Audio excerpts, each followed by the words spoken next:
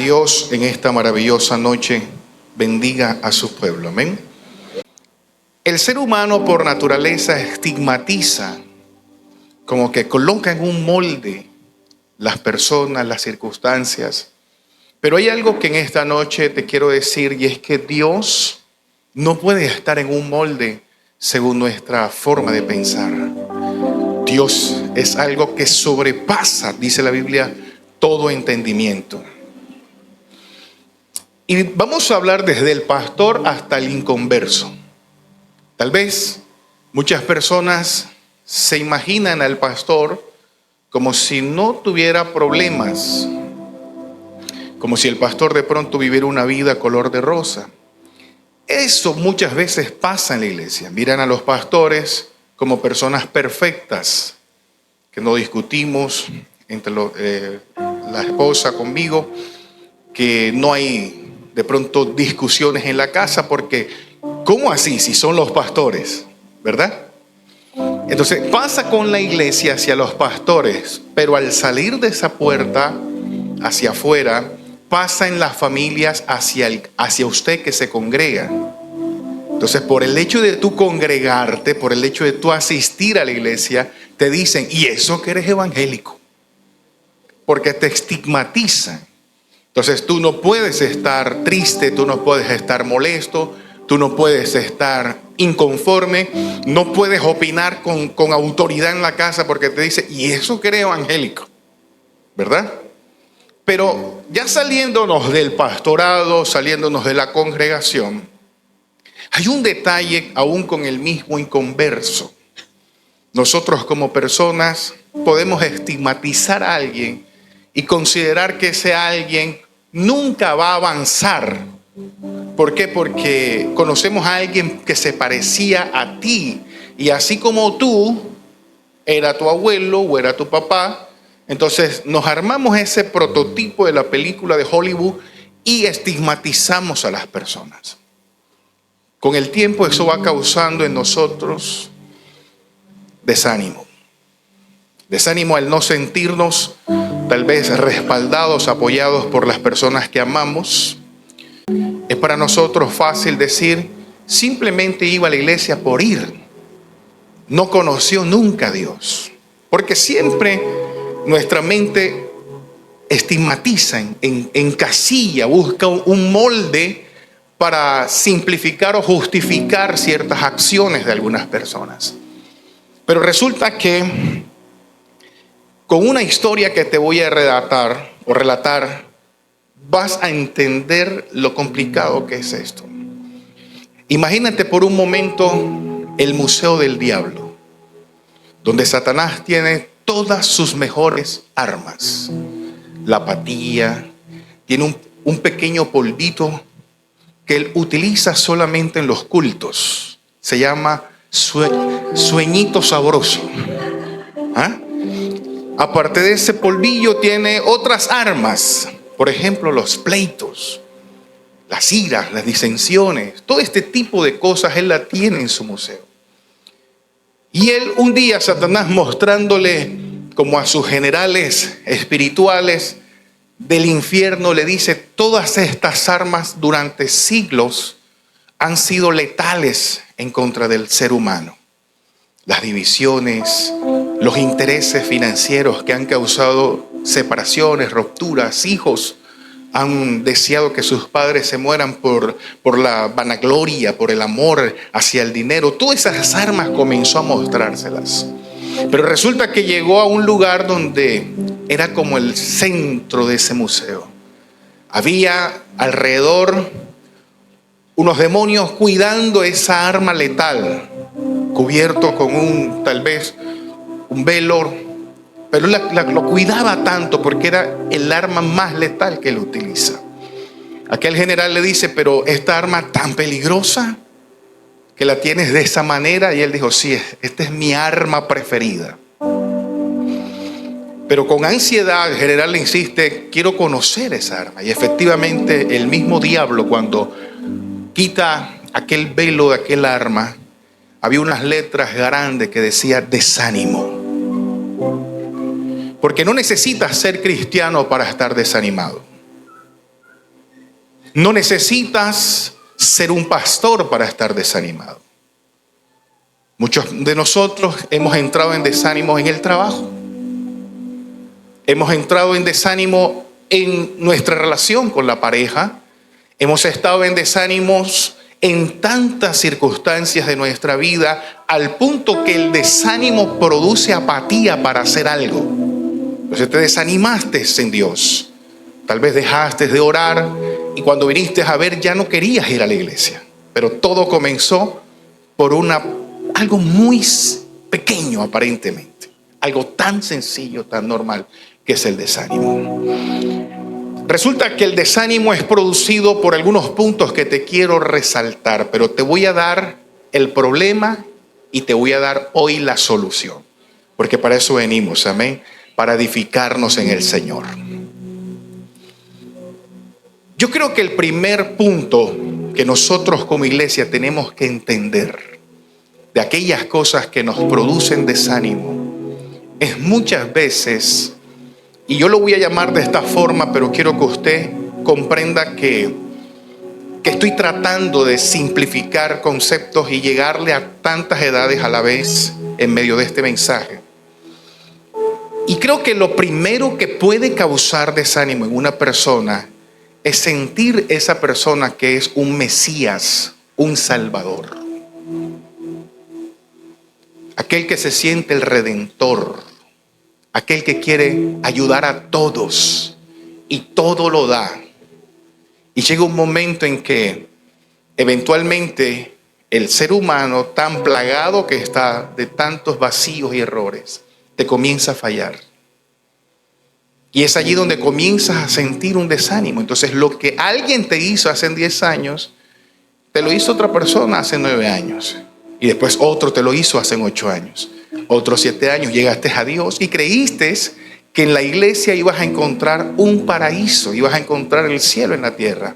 Y resulta que un hermano te lo hizo y cuando viniste a ver, de tanto tú querer ayudar a las demás personas, te convertiste, digámoslo así, en un Mesías. Creo que es el error número 1 de nosotros como cristianos, como conocedores de la palabra y aún como seres humanos. Dios es claro en la palabra cuando nos dice, la palabra del Señor nos enseña que debemos amar al prójimo como a quién. Si usted no se sabe amar, ¿cómo puedes amar al prójimo? Pero si usted se ama y dice amar al prójimo, pero no ama a Dios, o más bien no ama al prójimo y dice amar a Dios, no está haciendo nada. Entonces, cuando nosotros comenzamos a pensar en las demás personas, y quiero que comprendas esta palabra, porque no te estoy diciendo que pienses nada más en ti. Te estoy diciendo que mientras que tú no organices tu vida, mientras que tú no organices tus pensamientos, mientras que tú no organices tu esencia como persona, casi siempre vas a estar cometiendo errores. Saliste de una relación porque pensaste que la culpa tal vez fue de esa persona y diste todo en esa relación. La persona te falló, te sentiste defraudado. Dijiste, es más fácil para mí volver a empezar. No pensaste en corregir, no pensaste en crecer. Intentaste una segunda relación. Pero como el ojo siempre ve hacia afuera y nunca hacia adentro, volviste a fracasar en la segunda relación. Cuando vienes a ver, no encuentras culpables, sino comienzas a considerar que tal vez Dios no te ama, que tal vez Dios no te escucha, que tal vez Dios quiere tenerte solo, soltero, yo no sé qué. Y comenzaste a hacerte tantas preguntas al punto que comenzaste a justificar los problemas y una cosa te fue llevando a la otra. Ya sientes apatía, sientes que las cosas no encajan. Entonces, cuando nosotros comenzamos a pensar en las demás personas, sin antes nosotros organizar nuestra vida, es un error grande. Usted nunca puede dar algo que no tiene. El apóstol le dijo a aquel mendigo que estaba en la puerta del templo, le dijo, no tengo ni oro ni plata. ¿Y qué le dijo? Pero lo que tengo, te doy. ¿Tú te imaginas que el discípulo le hubiese dicho, espérate un momentico, voy donde Juanchito y le digo que me preste para darte? No. Si nosotros tenemos de eso que tenemos vamos a dar cuando nosotros estamos organizados. Pero te voy a hablar y voy a comenzar estos puntos a la luz de la palabra. Tal vez nosotros nunca imaginamos por qué entramos en desánimo. Tal vez nosotros solo sentimos el desánimo, pero no sabemos los detonantes del desánimo. Algunos de pronto lo atribuyen al diablo. El diablo me está atacando. Y sí, pero resulta que la palabra del Señor nos enseña principios poderosos. El arma que Satanás utiliza es el desánimo. Pero Dios nos ha dado estrategias para discernir la forma en cómo Satanás opera. La palabra nos enseña en Mateo capítulo 26, quiero que vayas conmigo y quiero que vayamos comprendiendo esta palabra porque deseo de todo corazón que salgas edificado en esta hora. Mateo capítulo 26, verso 36.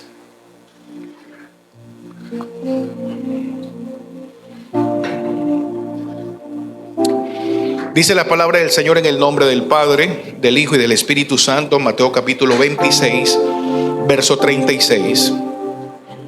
Entonces llegó Jesús. ¿Cuántos discípulos tenía Jesús? Llegó Jesús con ellos a un lugar que se llama ¿cómo? No olvide el nombre Getsemaní. No lo olvide. Y dijo a sus discípulos: sentaos aquí, entre tanto que voy y ¿qué? Y oro. Póngase cómodo en esta maravillosa noche. Vamos a leer luego 3 textos más o 4 textos más. La palabra Getsemaní, diga conmigo Getsemaní, tiene un significado. Y quiero que analices ese significado. ¿Por qué Jesús escogió ir a Getsemaní? A orar a Getsemaní. ¿Por qué no fue a otro lugar? ¿Por qué no fue al aposento? ¿Por qué no fue a la casa de Pedro? ¿Por qué tuvo que ir a Getsemaní? El significado de Getsemaní es el lugar del procesamiento de la oliva. El aceite de oliva donde preparaban el aceite para ungir a los reyes era tomado de Getsemaní. La semilla de este producto o el proceso completo se formaba o lo tomaban de ese huerto. Los reyes de la nación de Israel eran ungidos con la semilla que produjese el fruto de ese huerto. En otras palabras, Jesús sabía que iba a entrar a un momento difícil de su vida, donde tal vez ni siquiera él en la humanidad como tal sabría a ciencia cierta cuál iba a ser la reacción de las personas. Solamente él cumplía con la voluntad del Padre, pero de una u otra manera, por eso él expresa, dice: el que creyere en mí, sabiendo Jesús de que muchas personas iban a creer y otras no. Eso era una causal para Jesús en su humanidad, de sentir esto que lo vamos a leer en el verso 37. Y tomando a Pedro y a los 2 hijos de Zebedeo, ¿a cuántos escogió? ¿A cuántos escogió? ¿Cuántos discípulos tenía Jesús? ¿Cuántos? ¿Y a cuántos escogió? A 3.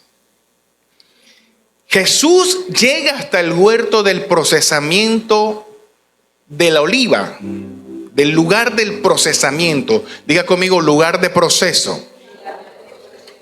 Y no se lleva a los 12, sino solamente a 3. Y a estos 3, en el verso 38, le dijo: mi alma está ¿cómo? ¿Cómo le dijo Jesús? Triste hasta la muerte. Oye, ¿lo está diciendo quién? Jesús. Hace un tiempo habían 2 pastores que estaban hablando. Un pastor apenas estaba conociendo al otro y cuando comenzó a hablar, este pastor se desencaja, o sea, se comenzó a llorar. Y le dijo al otro pastor: estoy muy triste de verdad, porque la iglesia no atiende. La iglesia se ha convertido en una carga para mí. No quiero dejarla porque es un compromiso que Dios pone. pero no ha sido fácil para mí. Comenzó a llorar ese pastor. No sé qué hacer, no sé qué estrategia utilizar, le clamo a Dios, he orado, he ayunado, pero la iglesia no copia, no avanza. Y el pastor lo está solamente escuchando y lo está viendo llorar, cuando de pronto al rato se seca el rostro, porque alguien en ese restaurante lo conocía y se acerca precisamente a saludar al pastor y le dice: pastor, ¿cómo vas? ¿Sabes cuál fue la respuesta del pastor? En victoria. Y creo que ese es el error número 2 que te voy a resaltar. Lo primero, cuando nosotros queremos dar algo que no tenemos, eso produce y va acumulando tristezas, desánimos, porque al final tú sientes que todo lo das y nada recibes. Te sientes mal, te sientes frustrado.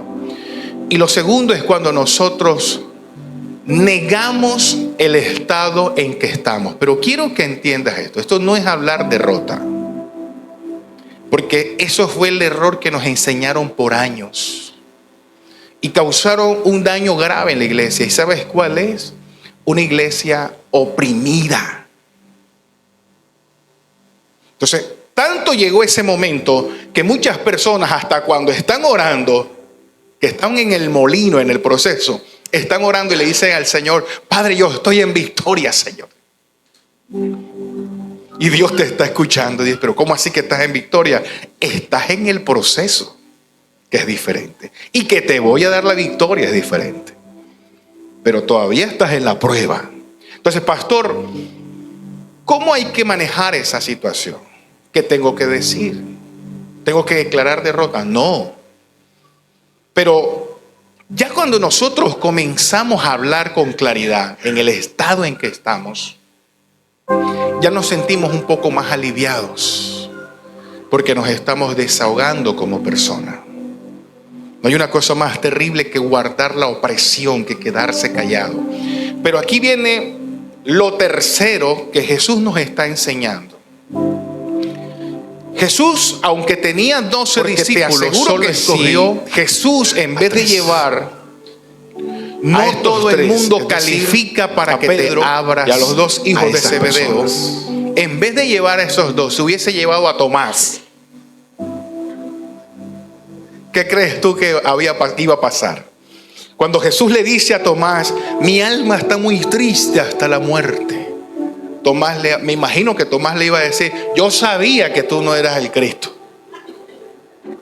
Porque él le dijo: yo no reconozco hasta que no meta el dedo en sus llagas y meta mi mano en su costado. Yo no creo. O sea, Tomás era bravo, ¿verdad? Entonces Jesús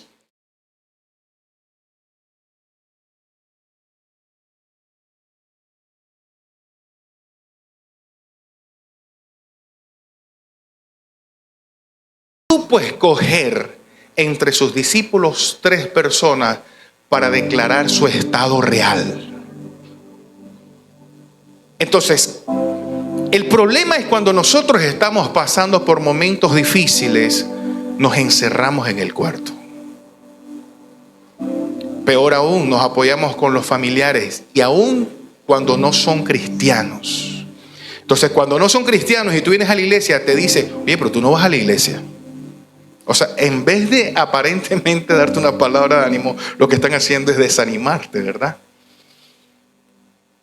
Entonces, ese mismo pastor que estaba hablando con el otro pastor y que estaba llorando, al rato publicó en las redes sociales y dijo: es el año de la conquista, el año de la bendición. Y de pronto alguien diría: pastor, pero él estaba hablando en fe. Y es bonito cuando nosotros somos entusiastas de esa manera y declaramos palabras en fe. Pero quiero aclararte algo, iglesia. Declarar el estado en que estás no quiere decir que no tengas fe. Y te voy a poner otros ejemplos bíblicos. Job dijo a la mujer: hemos alabado a Dios en la abundancia. Ahora que estamos en escasez, ¿no vamos a alabarle? El mismo Job declara y dijo: Jehová dio, él quitó, sea su nombre bendito. O sea, en otras palabras, los procesos que usted y yo estamos viviendo No podemos nosotros tampoco montar en las redes sociales y decir, estoy pasando por un momento, me siento la semilla del oliva más destrozada del planeta. No lo podemos hacer tampoco así, porque eso al mundo no le interesa. Pero cuando alguien te vea triste, cabizbajo, y es una persona que de verdad puedes considerar que es un Pedro o alguno de los hijos de Zebedeo, es decir, una persona de confianza, ábretele a esa persona. Pero esa persona tiene que tener una condición. Tiene que tener el temor de Dios en su corazón. Voy a volver al primer punto para luego llegar a este tercero. El error nuestro, y nos vamos a afligir, es cuando nosotros nos convertimos en el Salvador, cuando nosotros nos convertimos en un Mesías. Eso es un error. El objetivo y la solución es, amada iglesia, que toda tu familia, cuando se acerque a ti a declararte tus problemas, o cuando tú sientas que quieres dar algo, no olvides que tú eres solamente un intermediario. Tú eres un canal que Dios va a usar para que las personas lleguen a Dios. Pero tú no puedes solucionarle la vida a nadie. Pastor, es que mi hijo es mi hijo. Tú eres Dios. Pastor, mi esposo. Tú eres Dios. Entonces, vivimos la vida de los demás y vivimos cargados, afligidos, sin fuerzas, desanimados. ¿Qué hay que hacer, pastor? Llévalo a Dios. Llévalo a Dios. Esa es la solución. El desánimo llega cuando tú eres el Mesías. La solución es quítate tú y pon a Dios. Porque tú no le puedes solucionar la vida a nadie. Si estamos luchando nosotros con los problemas, Por eso yo siempre he predicado que el pastor aquí solamente es un servidor de Dios. Pero el pastor no le puede resolver la vida a nadie. Yo tengo mis problemas también. Pastor, pero entonces ¿para qué es pastor? Para enseñarte a acercarte a Dios. Poquitos amén, pero ese es mi trabajo. O sea, yo no puedo arreglarte la vida. Han habido circunstancias donde hemos durado semanas, años, aconsejando a personas que al final no se disponen. ¿Pudo hacer algo el pastor? No, porque el pastor no puede hacer nada, solamente guiarte.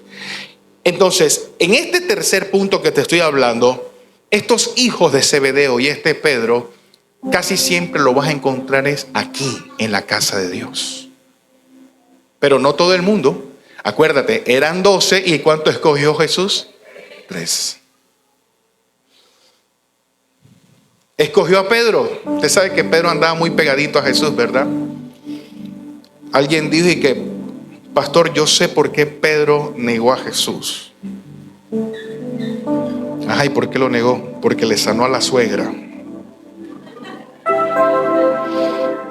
Escogió a Jesús, o Jesús escogió a Pedro y a los hijos de Zebedeo para poder Jesús abrir su corazón. Si usted le abre su corazón a las personas que no tienen a Dios, te van a dar un mal consejo. Entonces, cuando Jesús le declara, mi alma está muy triste hasta la muerte, estamos hablando de Jesús, iglesia. No estamos hablando de cualquiera. ¿Por qué entonces tú te afliges, o más bien por qué te sientes solo cuando tú estás pasando por estos momentos y crees que Dios no te ama? Entonces quiero separarte en esta hora por qué Jesús se siente así. Verso 39 dice, yendo un poco adelante, se postró sobre su rostro, orando y diciendo, Padre mío. Aquí hay una solución poderosa en contra del desánimo. ¿Cuál es? ¿Qué hizo Jesús aquí? No te escucho, iglesia. La oración. Cuando estamos desanimados, lo primero que el enemigo ataca es que no oremos. Y cuando usted pierde el deseo de orar, ya usted perdió todo. Usted tiene que mantenerse orando. Entonces, el verso 39, cuando dice, yendo un poco, se postró sobre su rostro, orando y diciendo, Padre, si es posible, pase de mí esta copa. Analiza lo que Jesús hizo. Separó la humanidad de lo espiritual. Porque cuando Jesús está hablando, Él le está diciendo, si es posible, pasa de mí esta copa, pero que no se haga mi voluntad. Le está diciendo, humanamente estoy cansado, humanamente estoy triste, pero que se haga tu voluntad. Quiero decirte una frase que nunca puedes olvidar. Dios nos hizo a nosotros a su imagen y semejanza. Todos tenemos la capacidad de servir. ¿Sabes por qué? Porque Dios le sirve al hombre. Dios te sirve a ti. Aunque no seas cristiano, Dios te sirve a ti. Porque Dios te regala el aire todos los días. Dios te da la comida todos los días. Dios te sostiene. Aunque algunos digan no creer en Dios y a veces ni sentir el deseo de congregarse. Y aunque muchos son personas desagradecidas con Dios, Dios no ha dejado de servir a esas personas. Pero muchas personas creen que Dios es su sirviente. Ya ahí es otro asunto. Entonces, cuando las personas se acercan en la oración, en el tiempo del desánimo, le están diciendo al Señor, Padre, si es por el esposo o si es por un trabajo, por ejemplo, Señor, tú me tienes que dar un empleo. Y esa oración no va acorde a la solución en contra del desánimo. ¿Por qué nos desanimamos? Es la pregunta. Diga conmigo, porque soy un ser humano. Y te tengo una noticia interesante. El desánimo, aunque el enemigo lo utiliza como un arma en contra de la iglesia, quiero decirte que Dios utiliza el desánimo para mostrarnos nuestras falencias, nuestras carencias. Porque cuando tú entiendes un objetivo, tú dices, no lo suelto porque Dios me llamó para esto y me mantengo. En el verso 41 dice la palabra, Jesús le dice, velad y orad para que no entréis en ¿qué? Y el espíritu a la verdad está dispuesto, pero la carne es débil. Jesús declara que está triste hasta la muerte. Ahora Jesús se levanta y anima a los que están allí y le dice, orad porque la carne es débil. Te digo algo, Jesús no estaba triste a causa de un desánimo por algo de pecado. Cuando nosotros vivimos una vida de pecado, nos desanimamos a causa del pecado. Porque el pecado produce aflicción al corazón. Entonces, ¿qué es el pecado en este caso? ¿O qué es lo que produce el desánimo cuando es pecado? Cuando una persona no está en la voluntad de Dios. Cuando una persona está haciendo lo que quiere, la persona va a tropezar muchas veces. Y las cosas no le van a salir como quiere porque se está moviendo en su propia voluntad, más no en la voluntad de Dios. Eso produce una aflicción. La persona se está moviendo bajo sus propios convencimientos. La tristeza de Jesús no tiene nada que ver con pecado. La tristeza de Jesús, según lo que la misma palabra enseña, tiene que ver con su fragilidad como hombre, como persona, al enfrentarse a un proceso grande que sabía él que no era merecedor de ese proceso. En otras palabras, es como cuando de pronto tú eres fiador de alguien y a ti te toca pagar la deuda de otra persona. Tú vas feliz y contento a pagarla, ¿verdad? Que te toque pagar unos 200 millones de pesos, vas feliz y contento al banco. Aquí llegué yo a pagar la deuda de mi amiga que le hice el favor de prestarle el nombre mío. No creo. Vas a sentir tristeza y tú vas a decir, caramba, ¿qué necesidad había de esto? Pero obviamente la desobediencia del hombre llevó a Jesús a morir en la cruz del Calvario. Eso produce una tristeza. La misma tristeza que dice la palabra, que en Génesis, que dice la palabra que Dios dijo, no contenderá mi espíritu con el espíritu del hombre. Y se arrepintió Dios de haber creado al hombre. Entonces, en este verso 41, Jesús separa lo espiritual de lo físico. Amada iglesia, el desánimo es una obra terrenal, física. Es algo que Satanás utiliza en el mundo terrenal. Pero cuando tú entiendes el propósito de Dios en tu vida, tú sabes que esto tiene un destino y un propósito de parte de Dios. ¿Cuántos dicen amén?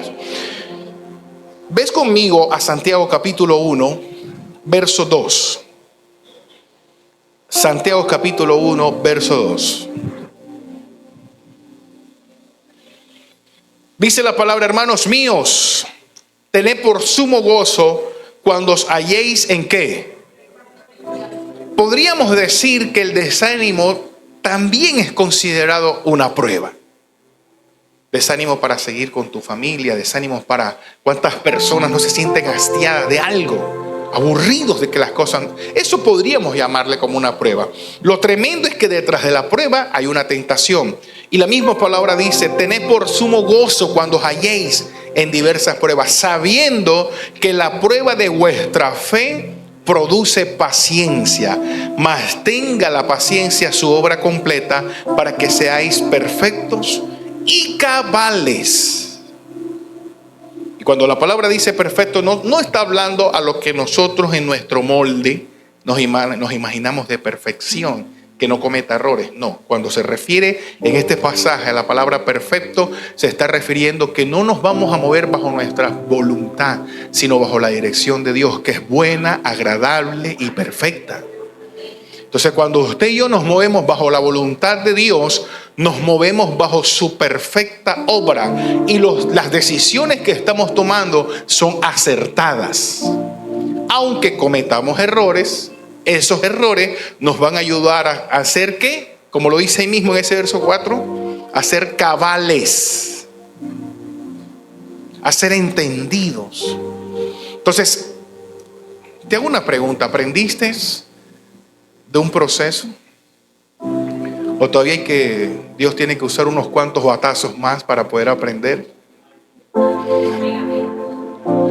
Entonces, si aprendiste, te aseguro que te viene una recompensa de Dios. Pero si no has aprendido, ahí seguirás en el proceso y eso va a producir desánimo. Entonces la pregunta es: ¿hasta cuándo? ¿Hasta cuándo? Le digo algo: un milagro de parte de Dios, si yo le voy a decir esto, Dios mío, espero que lo entienda y no lo vaya a tomar a mal. Pero un milagro de parte de Dios es la interrupción de Dios en nuestra vida cuando Dios ve que definitivamente nosotros ya no podemos. Y tú vas a decir: pastor, pero ¿cuándo vamos a poder? Dios sabe que tenemos la capacidad de crecer, de avanzar y mejorar. Te pongo un ejemplo: la persona que Dios le hace un milagro de restauración en el hogar. ¿De quién era la culpa? ¿De Dios o de las personas? ¿De quién fue la culpa? ¿Quién reventó el hogar? ¿Dios o la gente? Entonces, cuando Dios hace un milagro en ese hogar y la persona no ha aprendido, ¿sabes qué hace la persona? Lo vuelve a reventar. Entonces, Dios se abstiene de hacer milagros para que la persona sea, diga conmigo, cabal, sea entendido. Te quedaste sin empleo, Dios quiere un milagro. Dios te puede dar el empleo otra vez. Pero la pregunta: ¿creciste? Pastor, yo no sé ni si crecí ni no, yo lo que necesito es el empleo. Te dan el empleo, otra vez vuelves y llegas tarde y te vuelves a quedar sin empleo. Entonces, ¿de quién es la culpa? ¿De Dios o de nosotros? Por eso muchas veces no hemos recibido un milagro, y al no recibir un milagro nos desanimamos. Entonces el problema no es que te desanimes, el asunto es que entiendas que tienes que mejorar. Entonces, ¿qué vamos a hacer nosotros ante el desánimo? Vamos a orar. ¿Y qué es la oración? Lo hemos hablado muchas veces acá. ¿Qué es la oración, amada iglesia? Pastor, yo todos los días oro: Padre nuestro que estás en los cielos, santificado sea tu nombre, Ave María purísima. Todos los días, pastor, Santa María Madre. No, eso no es oración. ¿Qué es la oración? La oración es un estado consciente de mi realidad. Es una autoevaluación. Esa es la oración. Y te explico por qué. Tú nunca vas a llegar a la presencia de Dios diciéndole al Señor: Dios mío, estoy tan feliz, cuando estás triste. Dios te conoce. Tú no vas a llegar a la presencia de Dios a decirle al Señor: Señor, te amo, te adoro, te exalto, eres lo más lindo que tengo. Pero Dios sabe que aunque le estés diciendo estas palabras, tienes un corazón resentido. A Dios no lo vas a engañar. Entonces, ¿qué es la oración? Cuando yo llego delante de Dios y le digo al Señor con sinceridad: Dios mío, tú sabes que yo necesito acercarme a ti, aunque no soporte a mi suegra. Yo necesito acercarme a ti. Sana mi corazón o llévatela, una de las dos, Señor. Pero quiero acercarme a ti. Con sinceridad. Señor, me siento frustrado. Todo el mundo me ataca. Y lo peor es que yo no sé qué hacer. Yo reconozco que soy irresponsable. Yo reconozco que soy una persona abandonada. Eso es una oración sincera. Entonces, eso es lo que te va a ayudar para combatir el desánimo. ¿Por qué estamos desanimados? Porque muchas veces no vemos lo que nosotros queremos. ¿Qué es lo que estás esperando tú en la vida? Que nos vaya bien, ¿sí o no? ¿Quién no quiere estar bien en la vida? Yo he pasado por desánimos, pero mi personalidad es muy diferente a otras personalidades. Hay personas que son muy frágiles en la vida. Y yo me considero un poco más optimista, digámoslo de esa manera. Pero lo cierto es que todos tenemos lo mismo, o todos tenemos la misma, como quien dice, la misma fuente para salir adelante, que es Dios. No importa si eres frágil, si eres techo cristal, no importa si tienes o no tienes conocimiento bíblico, lo que Dios te está diciendo, primero confía en Él. Entonces quiero resumirte, mira, el desánimo se produce en nuestra vida cuando todo lo damos y creemos nosotros que vamos a recibir algo a cambio por darlo todo. Y no pasa así. Aún un padre que lo da todo por sus hijos son desinteresados, no honran muchas veces a los padres. Eso al padre le duele. Aprovechamos que decimos que este es el mes de los padres. Sí, porque todos los años las madres, desde el primer día de mayo hasta el último día, el del padre se lo embolatan. Pero eso no pasa aquí en Shalom, ¿oyó? Entonces lo damos todo y no esperamos o queremos que al menos alguien nos honre. En el caso de las mamitas que lo dan todo por sus hijos. Pero muchos hijos son desagradecidos. Eso causa un desánimo, un dolor en los padres. Los hijos muchas veces lo dan todo en una relación, en la universidad, en esto, en lo otro. Y tanto dar y no reciben nada. Entonces, ¿qué tenemos que hacer nosotros? Organizar nuestra vida. Organizar, tanto padres como madres e hijos. Pensar también en nosotros. Usted nunca puede dar algo que no tiene. No olvides que la solución de los problemas de tu familia no están en ti, están en Dios. Ningún padre quiere ver mal a un hijo, ningún esposo quiere ver mal a una esposa, ninguna esposa quiere ver mal al esposo, pero tú no lo vas a salvar, es Dios. ¿Qué tienes que hacer? Orar. Entonces, ¿cómo vas a orar? Con sinceridad, con mucha sinceridad. Y quiero en esta hora finalizar con este texto bíblico. Otra de las causas que nos causa desánimo, y la palabra nos los aclara mucho, es el tema financiero. Yo sé que hay mucha gente, y no sé por qué, pero te lo voy a decir. Hay mucha gente que se siente frustrada en la parte financiera.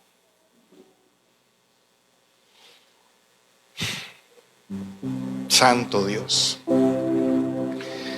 Si nosotros entendiéramos tan solo cómo funciona el dinero. El dinero, aunque es importante, no lo es todo. El dinero va y viene. Pero te aclaro algo. Cuando tú tienes a Dios en tu corazón, no solamente has orado, no solamente has clamado, sino que no te alejas de Dios. Lo poco o lo mucho que tienes, Dios lo puede hacer fructificar. Porque ¿de qué sirve que te estés comiendo un salmón gratinado y no tengas paz en tu corazón? Pero si te comes un platico de arroz solo y estás contento, estás tranquilo. ¿Sabes qué dijo Salomón? Mejor es un puñado en paz que 2 puñados con aflicción.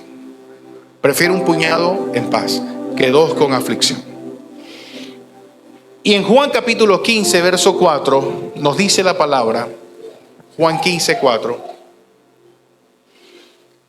¿Cómo dice el Señor? Permaneced en mí y yo en vosotros. Mira, el desánimo va a querer causar, primero, que no te congregues. Empezando por ahí. Segundo, el desánimo no va a querer que tú ni ofrendes ni diezmes, porque no te alcanza. Dice, pero ahora salgo de aquí, me voy a pie. ¿Qué voy a ofrendar? ¿Qué voy a diezmar? Pero la palabra dice, como el pámpano no puede llevar frutos por sí mismo, escucha esto, si no permanece en la vid, así tampoco vosotros si no permaneciereis en mí. O sea, todos tus planes, proyectos y metas, lejos de Dios, no se van a poder. Pastor, pero es que yo conozco una persona que ni siquiera busca de Dios y le está yendo bien. ¿Quién te dijo que le está yendo bien? Pastor, pero yo le veo carro, casa y beca. Pero tú estás seguro que él es feliz. Tú estás seguro que esa persona puede dormir bien, que tiene paz en su corazón. Tú no estás seguro de eso. Entonces lo que Dios desea es que nosotros estemos en Él, confiemos en Él.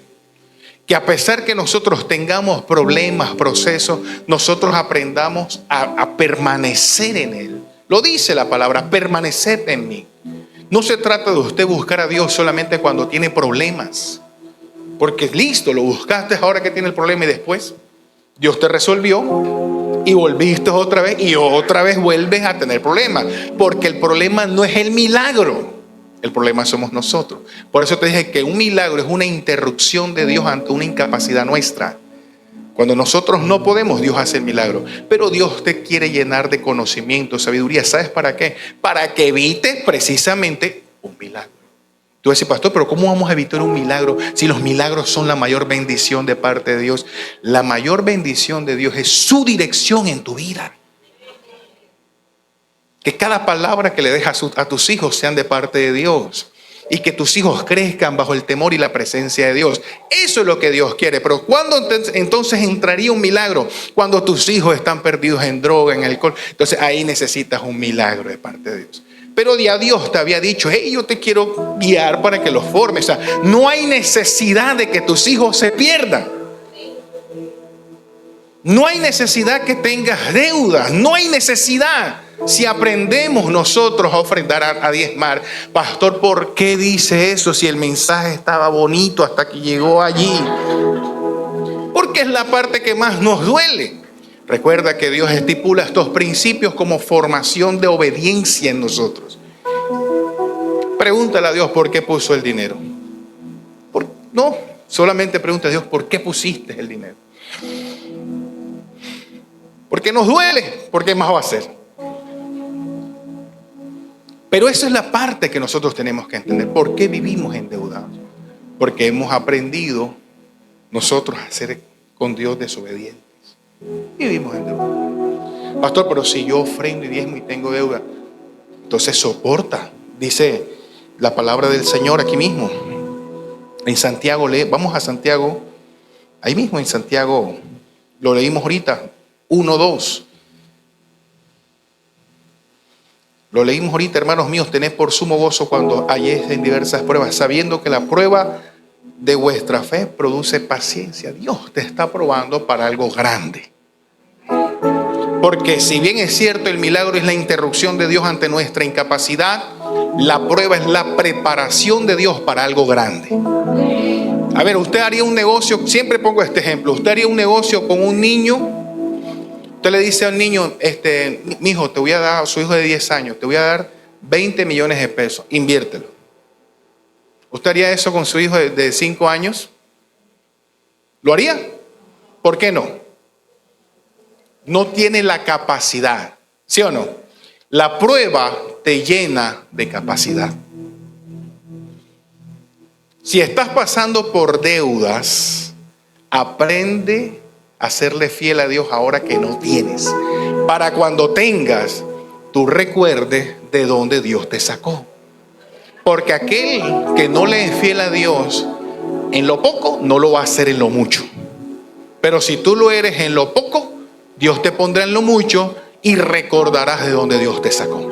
Entonces, las deudas que nos desaniman muchas veces es por culpa nuestra. Él lo dijo en su palabra: permaneced en mí, lejos de mí nada podéis hacer. Aprendamos a orar con una forma sincera delante de Dios. Entendamos que las pruebas y las tentaciones y parte de los desánimos nos hace grande delante del Señor. Solamente en los momentos de tristeza que yo he tenido en mi vida, en los momentos donde me he sentido sin fuerzas, he aprendido a crecer en Dios. Es allí ese es el momento. La Biblia dice que a los que amamos a Dios, todas las cosas nos ayudan para bien. Si estás pasando por un proceso difícil, tienes dos opciones: o te echas a la pena de muerte o avanzas. ¿Cuál de las dos vamos a escoger?